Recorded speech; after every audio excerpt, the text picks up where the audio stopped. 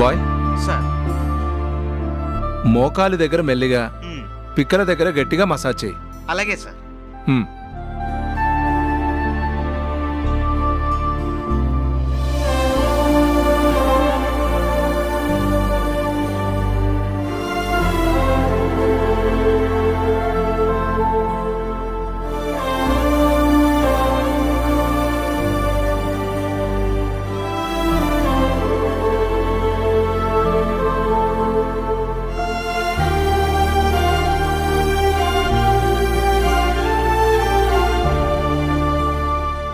మాధవి గారు, ఇప్పుడు తను చేస్తున్నట్టుగానే రోజు ఆయిల్ మసాజ్ చేయించాలి.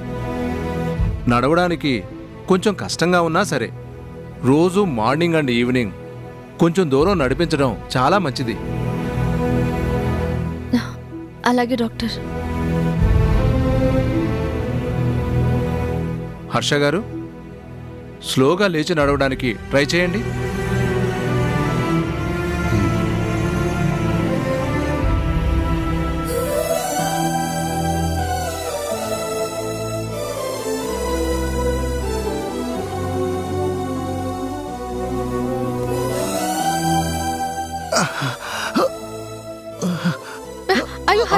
మాధవి గారు, నో, మొదట్లో అలాగే ఉంటుంది.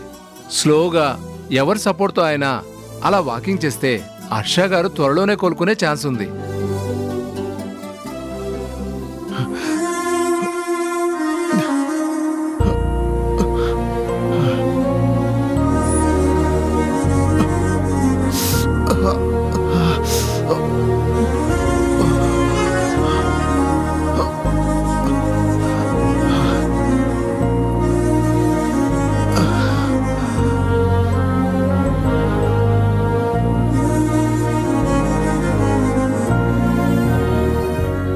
పక్క మాధవి జ్ఞాపకాలు, మరో పక్క రాణి గారి మీద అభియోగాలు. అసలే డిస్టర్బ్గా ఉంటే ట్రీట్మెంట్ పేరుతో నా మీద ఎక్స్పెరిమెంట్ కూడానా?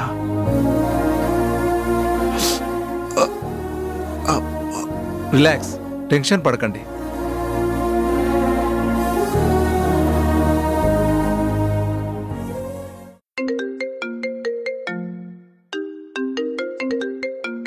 హర్ష గారు ఉండండి, నేను చూస్తాను. ఏదో కొత్త నంబర్లా ఉంది.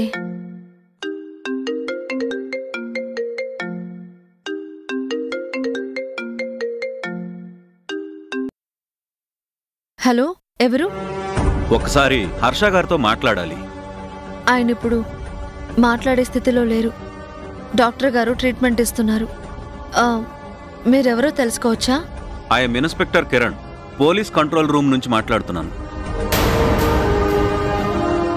హర్ష గారితో ఒక ముఖ్యమైన విషయం చెప్పాలి. పర్వాలేదు సార్, నాతోనే చెప్పండి. మీరు హర్ష గారికి బాగా కావలసిన మనిషిని. విషయం ఏంటి? ఇది ఫోన్లో చెప్పే విషయం కాదు. మీరొక్కసారి నేను చెప్పిన చోటుకి వెంటనే రాగలరా? అంత అర్జెంట్ విషయమా? ఎస్, హర్ష గారి పర్సనల్ జీవితానికి సంబంధించిన మోస్ట్ ఇంపార్టెంట్ మ్యాటర్. ఓకే, ఎక్కడికి రావాలి? నేను ఇప్పుడే బయలుదేరుతాను.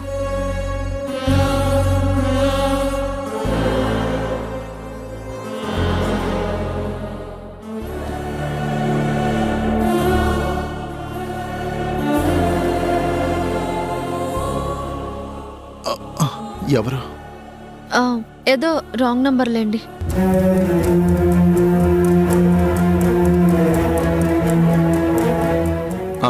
హర్ష గారు, రోజు ఇలాగే ప్రాక్టీస్ చేస్తూ ఉండండి. బాయ్, మరొకసారి చూపించు. అలాగే సార్.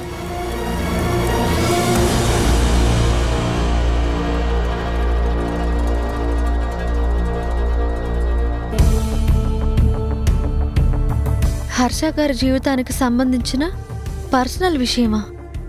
ఏంటది?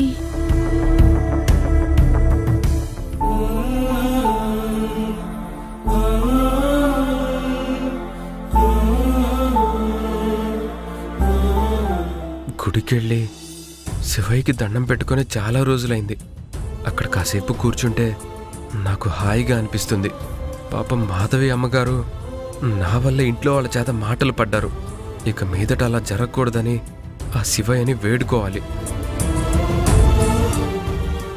శివా, ఏంటి ఎక్కడికి వెళ్తున్నావు? గుడికి.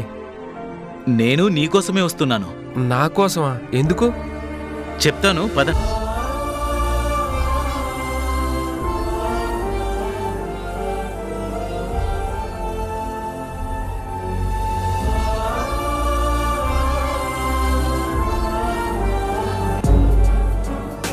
ఏంటో చెప్పు. అదేరా, మొన్నటిదాకా క్వారీలో మోటు పనులు చేయలేక కష్టపడ్డావు కదా. ఇప్పుడు హర్షబాబు ఇంట్లో డ్రైవర్గా చేరావు కదా, ఎలా ఉంది? చాలా బాగుంది. ఆ రోజు నువ్వు నాకు డ్రైవింగ్ నేర్పించినందుకే నాకు ఈ ఉద్యోగం దొరికింది. చేసిన మేలుని మర్చిపోలేని మంచివాడివిరా నువ్వు. కానీ నిన్ను చూస్తే ఎందుకో బాధగా ఉంటుంది. నాకేమైంది? బానే ఉన్నా కదా. ఉన్నావులే, కానీ నీ గతమేమిటో నీకు గుర్తుకు రావడం లేదు కదా. దానికి నేనేం చేయాలి? అదేరా, ఎన్నాళ్ళని ఇలా ఒంటరిగా ఉంటావు? ఉద్యోగం ఉంది, పెళ్లి కూడా చేసుకుంటే బాగుంటుందేమోనని. భలేవాడివే. నాకు పెళ్ళేంటి? ఏ, నచ్చిన పిల్ల దొరికితే చేసుకోవా? ఏమో, నేనెప్పుడూ అలా ఆలోచించనే లేదు. ఆలోచించాలి శివా. ఏ వయసులో జరగాల్సింది ఆ వయసులో జరిగి తీరాలి కదా. నా గతమే తెలియని నాకు అవన్నీ ఎలా తెలుస్తాయి? నిజమేరా, కానీ నీ గతంలో ఇంతకు ముందే నీకు... గుళ్ళోకి వెళ్తుంటే ఆపి గతం గతం అంటావేంటి? అదేంటో తెలియకపోయినా నేను హ్యాపీగానే ఉన్నాను కదా. సంగతి ఏంటో చెప్పు. అసలే నా మనసు బాగోలేదు. ఏమైందిరా శివా? నిన్ను ఎవరైనా ఏమైనా అన్నారా? అంటే నేను ఊరుకుంటానా? నా సంగతి నీకు తెలుసుగా. నీ గురించి అన్నీ తెలుసు కాబట్టే శాస్త్రి గారు, జాన్ గారు నాతో ఒక మాట చెప్పారు. ఏమని?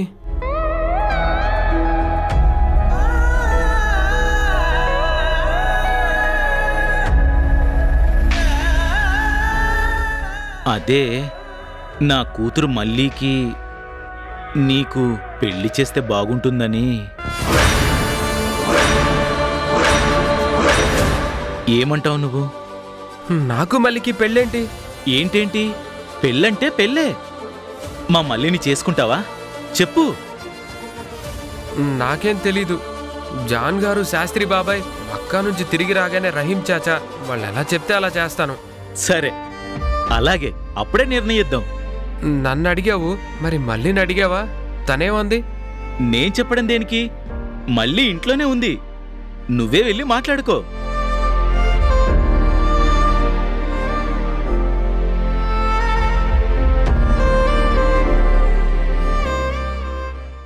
నానమ్మ, తాతయ్యకి కొంచెం కూడా భయం లేకుండా పోతుంది.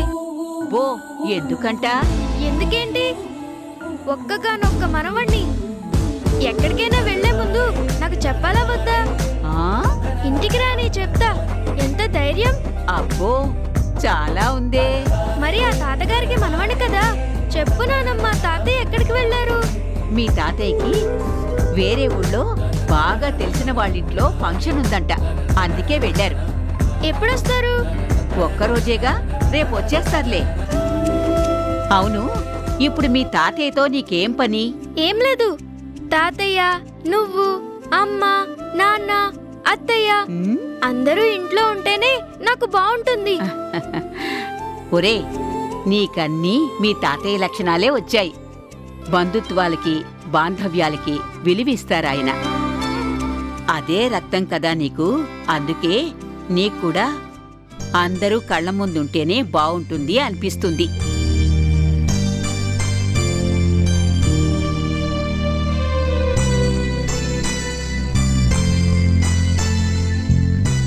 అత్తయ్య,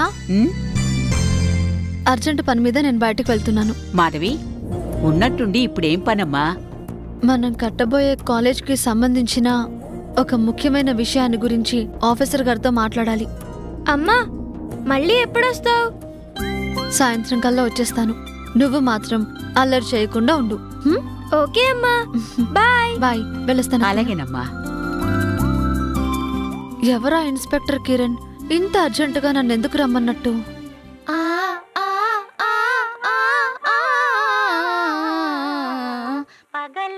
పగలే వెన్నెలా జిగమే ఊయలా కదలే ఊహలకే కన్నులుంటే కడలి పిలువ కన్నెవాగు పరుగు తీసే మురళి పాట విన్న నాగు శిరసు నోపే ఈ అనుబంధమే మధురానందమై ఈ అనుబంధమే మధురానందమై పగలే వెన్నెలా జగమే ఊయలా కదలే ఊహలకే.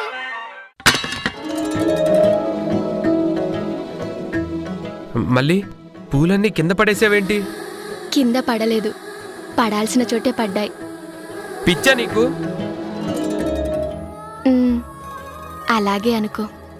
అరే కొత్తగా ఈ అనుకోవటాలేంటి? ఏం లేదు కానీ కాఫీ పెట్టనా, టీ తాగుతావా? ఏమైంది నీకు? మన మధ్య మర్యాదలు ఎందుకు? ఎందుకంటే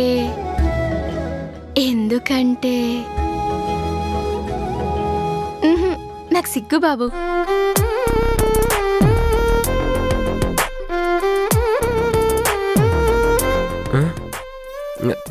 ఎప్పుడు లేనిదలా మెలికలు తిరిగిపోతావేంటి?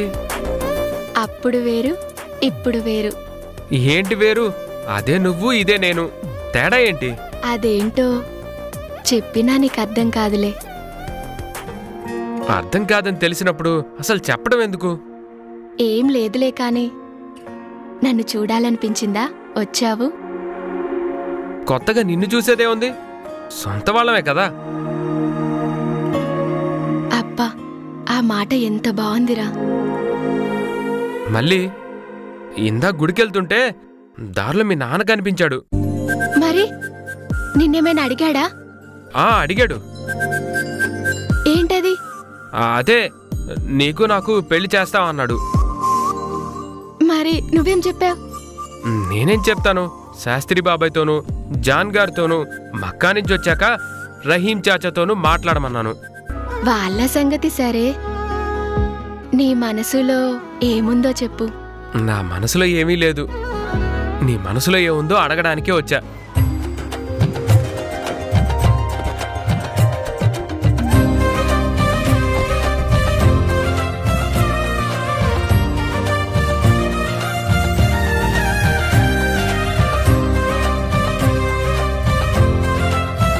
సంగతేంటో చెప్పమంటే పూలమాల మెడలో వేసావేంటి? బొందరా, నా బొంద చెప్తాను. మగాడివి, నువ్వే అర్థం చేసుకోకపోతే ఆడపిల్లని ఇంతకంటే నేను ఇంకెలా చెప్పి చచ్చేది? ఇప్పుడు నేనేమన్నానని అంత కోపంగా చూస్తావు? పూలు ఆడవాళ్ళకే, మగవాళ్ళకి కాదు. ఇందా తీసుకో. నిన్ను చాలు చీలు తర్వాత, ముందు చెప్పు. మన ఇద్దరం ఎప్పుడైనా పెళ్లి చేసుకుందాం అనుకున్నామా? లేదుగా. అయినా నీకు నాకు పెళ్ళేంటి? అందరూ నవ్వరు.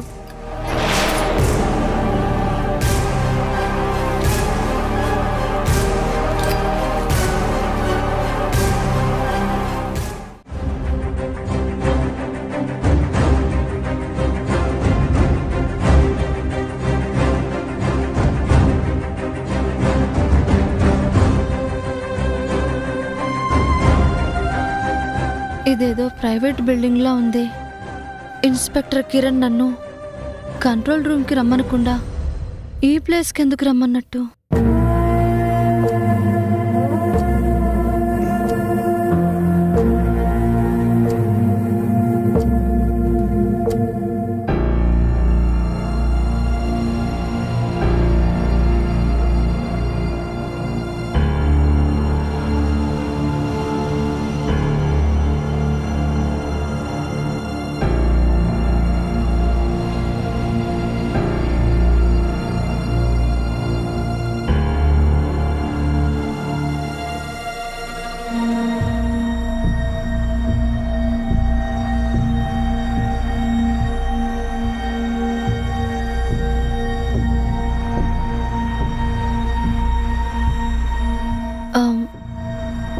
ఇన్స్పెక్టర్ కిరణ్ గారు,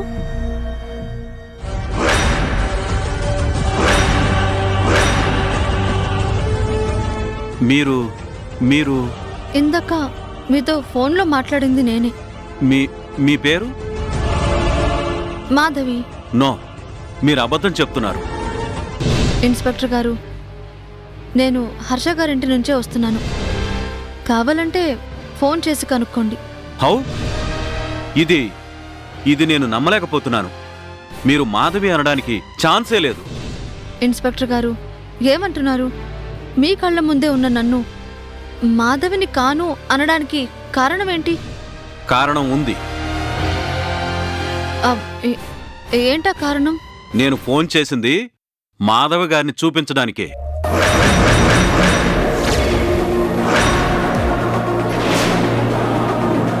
ఇన్స్పెక్టర్ గారు, మీరు చెప్తున్నది నిజమా? అక్షరాలా నిజం. హర్ష గారి భార్య బ్రతికే ఉంది.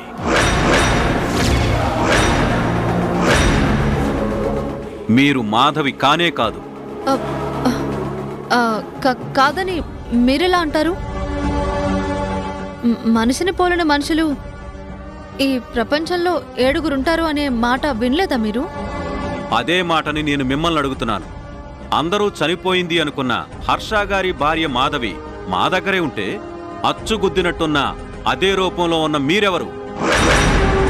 నిజం చెప్పండి, మీ పేరేంటి?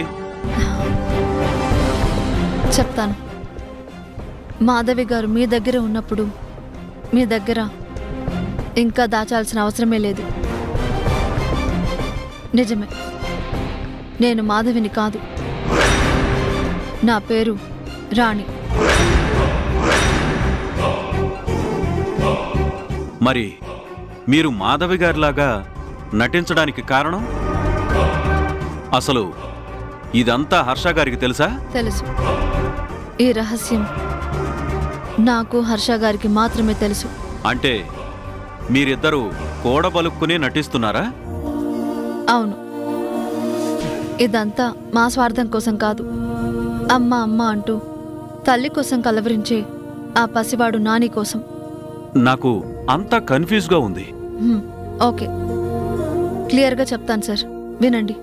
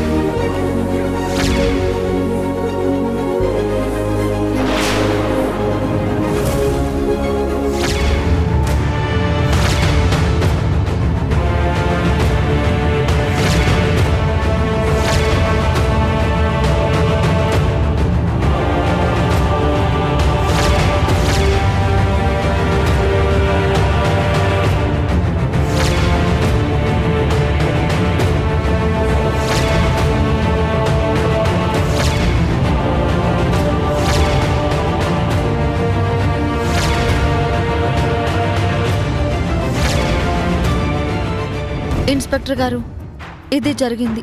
మై గాడ్, ఇదంతా నేను నమ్మలేకపోతున్నాను. నమ్మలేంది జరగడమే కదా జీవితం అంటే. ఈ లోకంలోనే లేదు అనుకుంటున్న మాధవి మీ దగ్గరికి ఎలా వచ్చిందో కాస్త చెప్తారా? అది కూడా యాక్సిడెంటల్గానే జరిగింది. ఎవరో ఒక ఆమె చాలా రోజులుగా కోమాలో ఉన్నట్టు మా ఎంక్వైరీలో తెలిసింది. ఎలాంటి వివరాలు తెలియని ఆమెకు మేమే ట్రీట్మెంట్ ఇప్పించాం. ఈరోజే ఆమె స్పృహలోకి వచ్చింది. తన పేరు మాధవి అని, బిజినెస్ మ్యాన్ హర్ష గారి భార్యనని ఫోన్ నెంబర్ కూడా ఇచ్చింది. వెంటనే కాల్ చేశాను. నాకు అర్థమైంది సార్.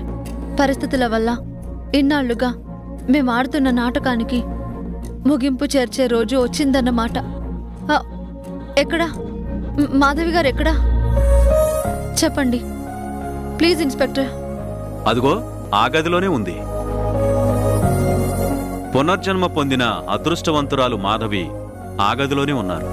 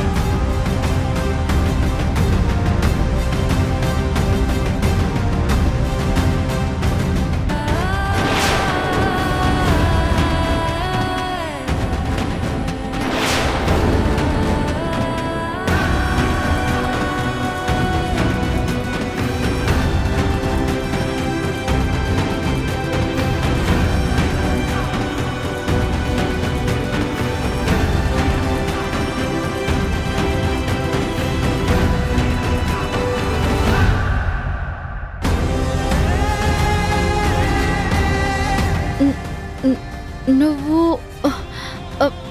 మీరు డాడ్, మాధవికి ఆ డ్రైవర్ శివాకి మధ్య ఏదో జరుగుతోంది. అదేంటో కనిపెడితేనే మన ప్లాన్ వర్కౌట్ అవుతుంది. ఊళ్ళో వాళ్ళందరూ మన పెళ్ళంటే ఎంత సంతోషిస్తున్నారో. నువ్వు పుట్టినప్పటి నుంచి ఈ ఊళ్ళో అందరికీ తెలుసు కదా. అవును, ఈ రోజు దాకా నేను వీరయ్య కూతుర్ని, రేపటి నుంచి ఈ శివ పెళ్ళాన్ని. ఎంత బాగుందో, ఎంత సంతోషంగా ఉందో.